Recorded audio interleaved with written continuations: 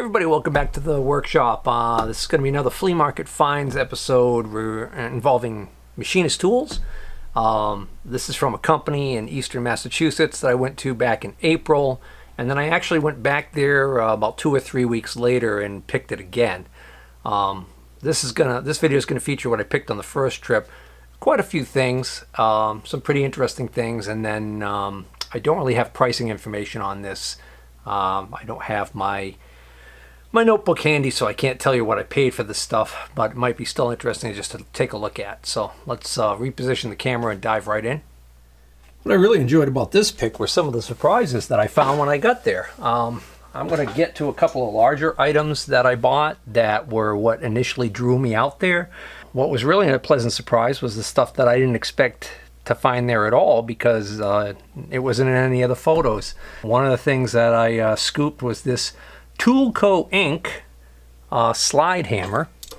So this Toolco Inc. slide hammer, it's a regular slide hammer that threads into a standard vice grips. So what that lets you do is that lets you grab onto something and then pull. And I've got a homemade one of these, but this is, you know, a professionally made one. So I just think it's kind of neat. Probably going to keep this for myself. And then stuck to the side of the toolbox, I spotted this. This is an S&W Manufacturing Corporation thread checker. So you probably see things like this in like hardware stores, and even Home Depot now has these. And what this is samples of all different standard and metric threads, female, and then down here we have all the male.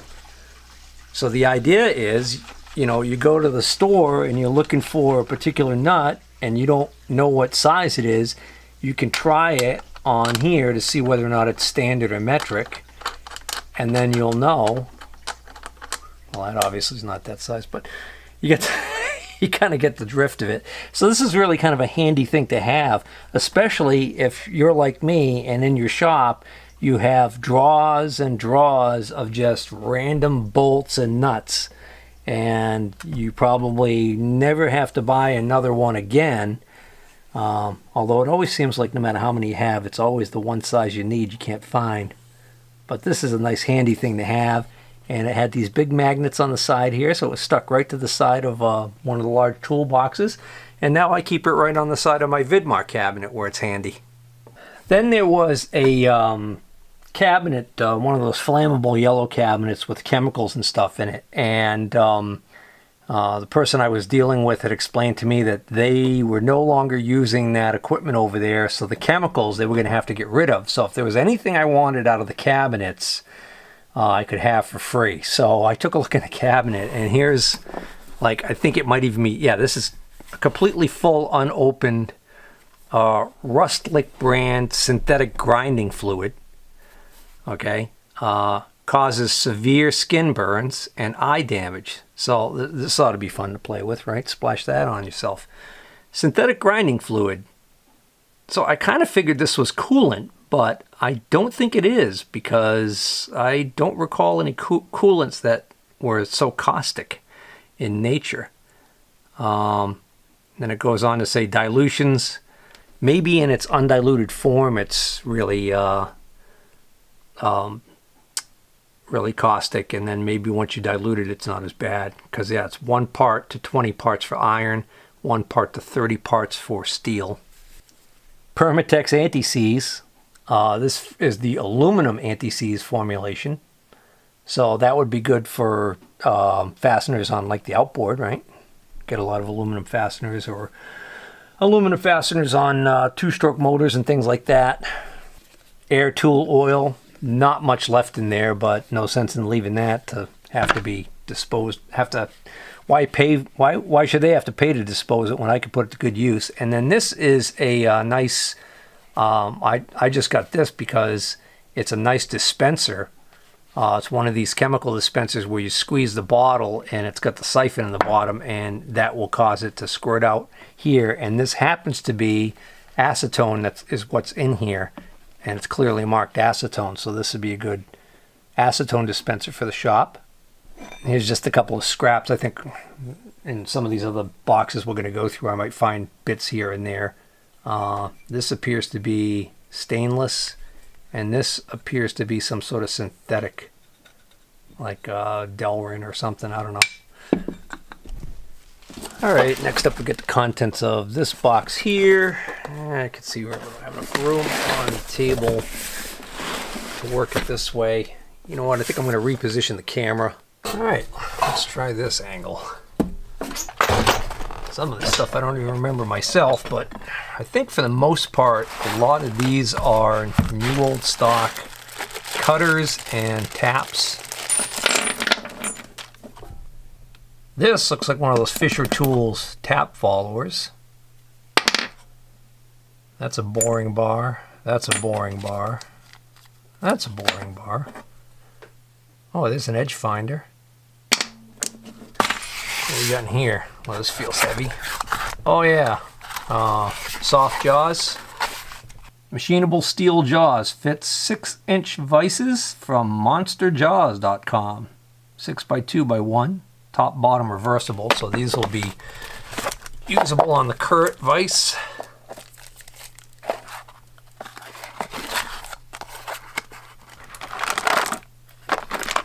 Yeah, so we're looking at some end mills, some taps, carbide burrs. Well, these are some bigger burrs, rotary files.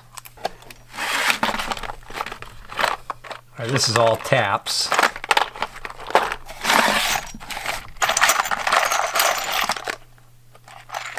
One die, more taps. This is one of those import. This is the AccuSize Industrial Tool 7-piece indexable carbide turning tool, 5/8 inch. I'm assuming these are import, but I got this cheap because it's missing a whole bunch. Only 3 cutters left in here, but these are brand new. They still got the packing oil on them. No, I stand corrected. The back, that insert is chipped on the back, so this was already turned around after it got chipped. So that has been used. There's the indentation right there where it was clamped into something. Yeah, these are all used. Yeah, not familiar with that name, AccuSize. And the box is broken anyway, so I'll probably just take these out and sell them. Got a couple of chucks here on Morse tapers. This is a Jacobs keyless chuck. This looks like it's in excellent shape. So I don't know yet what I'm going to do with that. I don't know if I'll be able to use that in one of my lathes or not. And then there was this sucker. This is it's a knockoff of an Albrick. It's a Lambrick. So Albrecht is spelled A-L-B-R-E-C-H-T, and this is spelled L-A-M-B-R-I-C-H, Lambrick. It's got the R8 shank on it, decent shape. Should be able to sell that, no problem. Oh, that's a funky one. It's a 5C collet, but it's a 41/64. But it's got a collet stop in it, and a fly cutter, and it's one of these ones that's got the R8 shank to it, and this is also in pretty good shape. This is actually made in the USA. How about that? APT. 2 really nice 5C emergency collets, I think. But anyways, these are nice and handy. I'm gonna have to check. I have some like this now, so I might be able to sell these. I don't know yet. This one probably cost some bucks when it was new. No markings on it that I can see anywhere to indicate who makes this thing. So I think we could probably safely assume that's an import. And then the rest of this whole box is all various cutters, taps. There's a nice radius cutter. Looks brand new. Well, there isn't anything in English on this thing. Oh, right here. Exclusive line. Made in Germany. Is this 1.8 millimeter? That's funky. Well, if you're looking for one of those, I've got 2 of them. At least. Oh, here's some inserts. wonder if they fit any of those. I was just looking through all of those taps and other cutters in there and singled out a couple of nice little items here. Here's another. This is a nice little carbide insert holder that's got a what looks to be like a threading insert on it, and that looks like these inserts that are in this little container right. That looks like what's in this container right here. I probably want to keep those together. And then here's some more carbide inserts. These also look like threading inserts. Yep, that's exactly what these are. These are metric threading inserts. So the grade is VK2P, and the 1.5 ISO means that this is for 1.5 millimeter thread pitch diameter. So I'm not going to have much use for these. Oh, well, before I move on, this Lambrick chuck apparently is made in the USA. And this particular model, the JK130 5/8 inch model, high torque drill, one of these sold on eBay new for $229.59, and the cheapest used one sold for $59. So apparently this is no slouch. This is a pretty good quality chuck.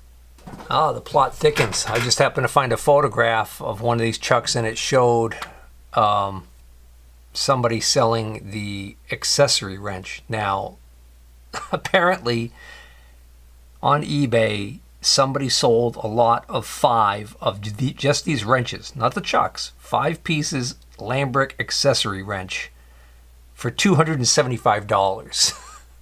So what this is there's 2 slots here that you won't find on your Albrick chucks. And what this is a wrench that sits right in here and lets you torque down and tighten this extra tight. How cool is that? This is might be some serious money sitting here. This box was on the table. They had it marked as lot number 5 Collets set. So I don't know what this box originally was for, but what's in here, or what was in here, was a whole bunch of these ER25 size Collets, but then also a whole bunch of these closing nuts. This I just stuck in here for safety. I bought this separately. They had $40 on this. I'm sure I didn't pay that for it, but this is a knurling tool. Single die knurl by Accutrack. So they're not complete sets. And then there was this funky deal here, which I'm not sure what this type of holder is for. I think this is a quick change type of holder of some type. This is a Tormach, so that's a good brand. Holder. Oh, these are ER20, genuine Tormach. Alright, so that's a Tormach ER20 holder. So I made a deal on these, but it was kind of a low offer compared to what they were asking. So she actually held back a bunch of Collets. And also, same thing with these things, which I'll get to in a minute. She didn't sell me all of these because she felt she wanted to hold a couple back to see if anybody else would come along to buy them. So these are Mighty Bite Products, LLC, Uniforce clamps. So these are special little clamps that go in, I think they go in the T-slot of your machine and have a wedging action. But she looked these up online and they were kind of pricey, but the problem is I think they're kind of obsolete. But we'll find out. So I got